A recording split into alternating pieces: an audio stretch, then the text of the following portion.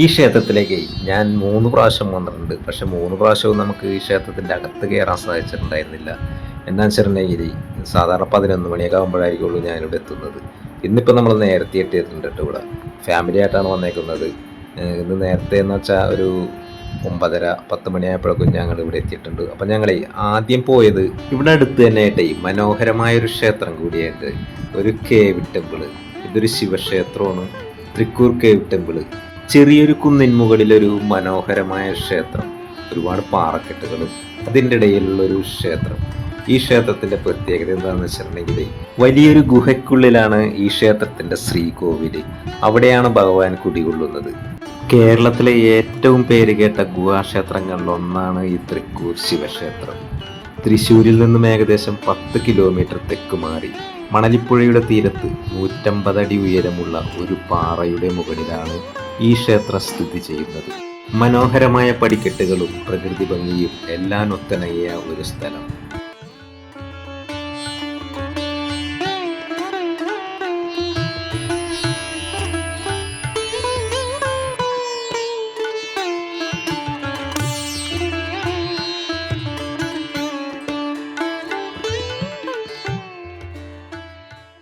ഈ ക്ഷേത്രങ്ങൾ രണ്ടും ഉണ്ടല്ല, ഈ തൃക്കൂർ ശിവക്ഷേത്രവും അതേപോലെ തന്നെ കേരള പഴനിയും അടുത്തടുത്താണ് സ്ഥിതി ചെയ്യുന്നത് എന്നുള്ളത് എനിക്ക് ഈ പ്രാവശ്യം വന്നപ്പോഴാണ് കേട്ടോ മനസ്സിലായത്. ഈ തൃക്കൂർ ശിവക്ഷേത്രത്തിലെ പ്രധാന വഴിപാട് കയർ കൊണ്ടുള്ള ഒരു തുലാഭാരമാണ് കേട്ടോ. ശ്വാസസംബന്ധമായ അസുഖമുള്ളവർക്കൊക്കെ വളരെ ഉപകാരപ്പെടുന്ന ഒരു വഴിപാടാണത്. നമുക്കപ്പോൾ ഇവിടുന്ന് കേരള പഴനിയിലേക്ക് പോകണമെന്നുണ്ടെങ്കിൽ ഒരു 5 കിലോമീറ്റർ മാത്രമേ ഉള്ളൂ കേട്ടോ. അപ്പോൾ നമുക്ക് ആ ക്ഷേത്രത്തിൽ കൂടി ഒന്ന് പോയാലോ. എല്ലാ ദിവസവും നമ്മൾ ഈ അടിവാരത്തെത്തിക്കഴിഞ്ഞാൽ ഈ കേരള പഴനിയിലെ ഈ പടികൾ ചവിട്ടി കയറുന്നതിന് മുന്നായിട്ട് ഇവിടെ ഒരു ഗണപതി കോവിലുണ്ട്. ഈ ഗണപതി കോവിലിൽ തേങ്ങ ഒടിച്ചിട്ട് വേണം നമ്മൾ മേലേക്ക് കയറാമെന്നായിട്ട് പറയുന്നത്. അപ്പോൾ ഇവിടെ ഒരു കൗണ്ടറുണ്ട്. ഈ കൗണ്ടറിൽ നിന്ന് പൈസ അടച്ചിട്ടുണ്ടെങ്കിൽ നമുക്ക് തേങ്ങ കിട്ടും. അതേപോലെ തന്നെ ഇവിടെ കാവടി ഇരിപ്പുണ്ട്. ആ കാവടി എടുത്ത് കയറേണ്ടവർക്ക് കാവടി എടുത്ത് കയറാം. നമ്മുടെ കേരളത്തിലെ പഴനിമല, തമിഴ്നാട്ടിലെ ആ പഴനിമലയോട് സാദൃശ്യമുള്ളൊരു ക്ഷേത്രം തന്നെയാണിത്. അതേപോലെ തന്നെ ആ പടിക്കെട്ടുകളും അതേ രീതിയിൽ തന്നെ പണിയെഴുപ്പിച്ചിട്ടുള്ള ക്ഷേത്രം നമ്മുടെ ചൂച്ചേരിക്കുന്ന ശ്രീ സുബ്രഹ്മണ്യ സ്വാമി ക്ഷേത്രം. ഈ ക്ഷേത്രത്തിൽ തലമുണ്ടനം ചെയ്യുന്ന വഴിപാടുകളുമുണ്ട്. ഞായറാഴ്ച ദിവസങ്ങളിൽ ഇവിടെ വൈകിയായിരിക്കും നട അടക്കുന്നത്. ആളുകൾ കൂടുതലുള്ള ദിവസങ്ങളിൽ ഇവിടെ 11 മണി എന്നുള്ളത് 11:30 മണിയോളം ആകും നട അടക്കുന്നത്.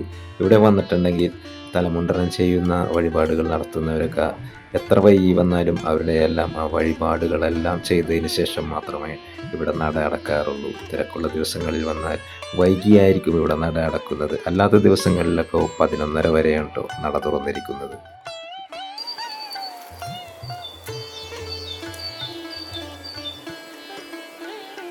താഴെ നിന്ന് നമ്മൾ 239ഓളം പടികൾ ചവിട്ടി മേലേക്ക് ചെന്നാൽ അതിമനോഹരമായ കാഴ്ചകളാണ് ഇവിടെയുള്ളത്.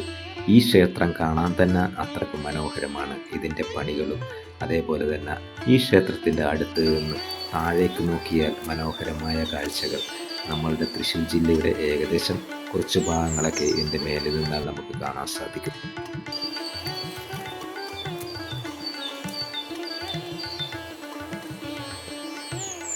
ഈ ക്ഷേത്രത്തിൻ്റെ മേലേക്ക് എത്താനായിട്ട് 239ഓളം പടികൾ ചവിട്ടി കയറണം.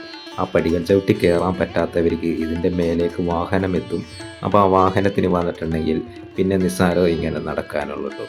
അതുകൊണ്ട് സുഖമില്ലാത്തവർക്കൊക്കെ വന്നാലും ഈ ക്ഷേത്രത്തിലേക്ക് കയറാനായിട്ട് യാതൊരു ബുദ്ധിമുട്ടുമില്ല. നിങ്ങൾക്കപ്പോഴേ ഈ 2 ക്ഷേത്രങ്ങളിലും വരാനായിട്ട് ഏതെങ്കിലും ക്ഷേത്രത്തിൻ്റെ പേര് അടിച്ച് ഗൂഗിൾ മാപ്പിൽ സെർച്ച് ചെയ്തിട്ടുണ്ടെങ്കിൽ ഇങ്ങോട്ടെത്താം. വഴി ഗൂഗിൾ മാപ്പിൽ കറക്റ്റായിട്ട് കാണിച്ചു തരുന്നുണ്ട്. തൃക്കൂർ കേവ് ടെമ്പിൾ എന്നോ കേരള പഴനി എന്നോ ഗൂഗിൾ മാപ്പിൽ അടിച്ചു കൊടുത്താൽ ഈ 2 ക്ഷേത്രങ്ങളിൽ ഏതിലെങ്കിലും ഒന്നിലേക്ക് നമുക്കെത്താം. അവിടെ നിന്ന് പിന്നെ നിസ്സാരമേ ഉള്ളൂ. ഒരു 5 കിലോമീറ്റർ ചുറ്റളവിലാണ് ഈ 2 ക്ഷേത്രങ്ങൾ സ്ഥിതി ചെയ്യുന്നത്. അതുകൊണ്ട് ഒരു ദിവസം രാവിലെ തന്നെ പോന്നിട്ടുണ്ടെങ്കിൽ ഈ 2 ക്ഷേത്രങ്ങളിലും നല്ലവണ്ണം തൊഴുത് നമുക്ക് പോകാൻ സാധിക്കും. പരമാവധി ഒരു 11 മണിക്ക് മുന്നേ ഈ കേരള പഴനിയിലേക്ക് എത്താൻ ശ്രമിക്കുക. തിരക്കുള്ള ദിവസങ്ങളിൽ മാത്രമേ 11:30-12 മണി വരെ ഇവിടെ നടന്നു വന്നിരിക്കുകയുള്ളൂ. അപ്പോൾ ഫ്രണ്ട്സ്, ഈ 2 ക്ഷേത്രങ്ങളെക്കുറിച്ചുള്ള വീഡിയോ ഇവിടെ അവസാനിപ്പിക്കേണ്ട. അപ്പോൾ ഈ വീഡിയോ കണ്ട് ഇഷ്ടപ്പെട്ടെങ്കിൽ ഒന്ന് ലൈക്ക് ചെയ്യുക. അത് ആദ്യമായിട്ടാണ് കാണുന്നതെങ്കിൽ ഈ ചാനലൊന്ന് സബ്സ്ക്രൈബ് ചെയ്യുക കേട്ടോ.